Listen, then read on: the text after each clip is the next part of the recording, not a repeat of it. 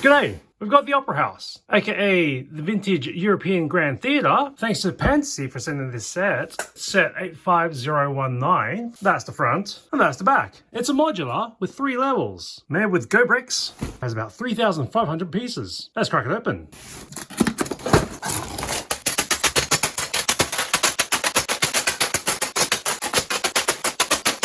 $49 numbered bags, 3 unnumbered bags, 52 bags overall, and instructions split into 2 books. A definite read. So plan yourself some space.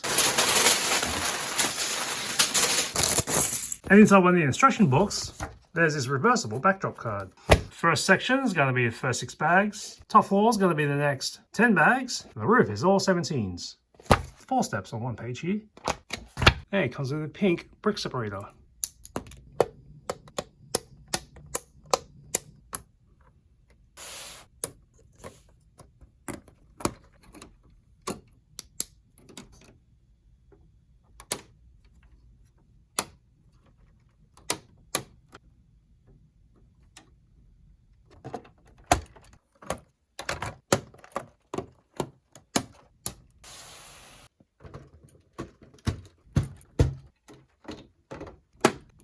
With brakes and a work-life balance, this took about 3 days to build. Poke behind the lampposts, you'll see drop banners for the opera. This banner is probably the Ugly Duckling. While on stage right, looks like Rumpelstiltskin's yarn machine in Rapunzel. So we have the columns at the front that lead into these revolving doors. As you walk through the lobby, turn to your left, see a placard with a little statue in front of a portrait. It's roped off there with some chains. Same on the right side. Little ripped off area. Vase at the back wall, that's also ripped off. You'll see through the back windows a yellow flower catching some of that light, opposite a blue flower. And before you walk up the staircases, candle fixtures or candelabras on the other side. And it's a winding staircase that goes up to the next floor. The back display case area, framed in gold, and more of a peach on the flanks. Corinth columns and pillars decorating the lower floor of the Opera House. You see tessellation and tile work on the floor. And as we follow up the staircase, we go to the second floor. Along the sides, access to the sun with some of these windows. Right side of the building with just the one. At the back, you've got the 2 hooks that it opens up. Inside to the opera theatre. On the back wall, you've got these 2 balcony seats. More balcony seats up in the front.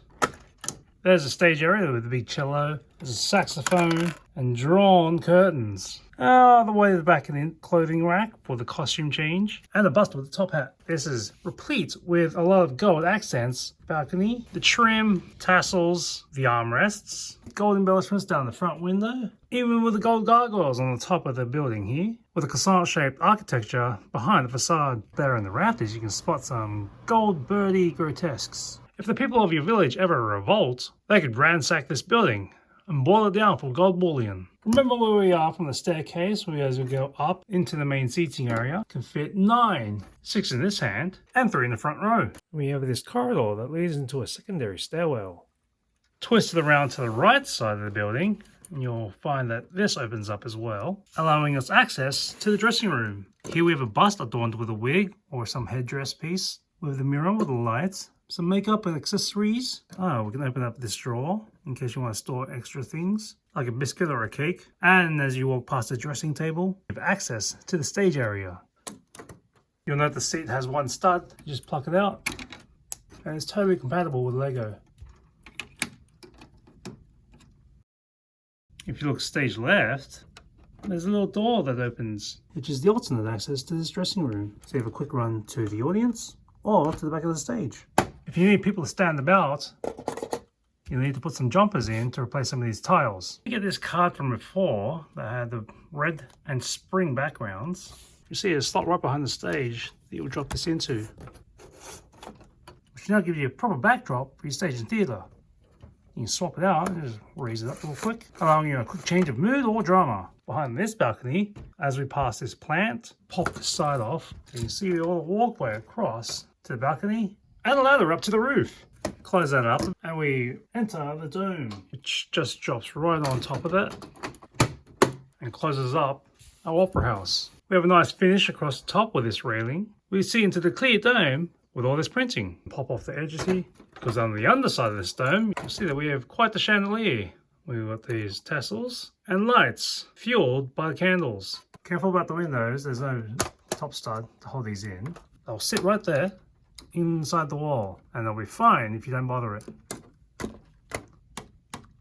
You'll see the printing on the front window here. Let's take a look at these big head figures.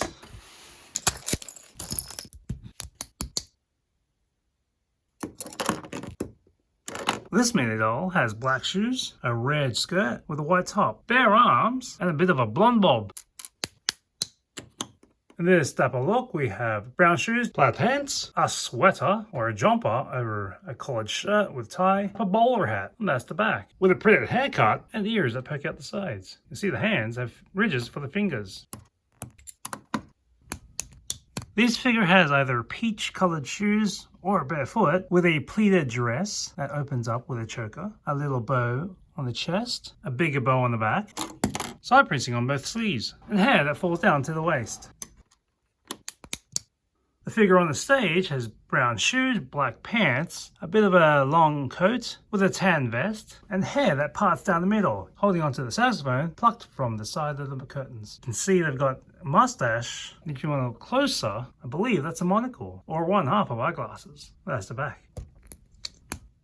Black shoots, black pants. Pretty sure it's a tuxedo outfit with cuff printing, a luxurious mustache, a feather in a hat, with faint details on the back of the tux. Each of these figures can move their arms up and down, and their wrists rotate. They also come with two pairs of bottoms, one in standing mode and the other for when you want to have them seated. Pluck it out, pop it on, and fit them right into the seats. Their standing legs have holes because some will need to be standing, others will need to be in the audience. If you're worried about stickers, no whackers. This is printed, these are printed, all the windows are printed, front window here. The portraits are printed, that's a printed placard, even the signage, and that's right to the line. You'll see on this Phantom banner, there's barely any gaps between the pieces that connect. Same on the Queen banner. Decals next to the back of the seats, that's print. The volants above the stage, that's all printed work. The pieces have just that right grip edge as you connect them, so it doesn't feel loose when you join the bricks. To the top of the roof, we're 28 bricks high, or 38 bricks if you include the gargoyles. And if you're wondering, here is a minifig for scale, a very model of a modern major minifig. And this does fit inside a 32 by 32 base plate.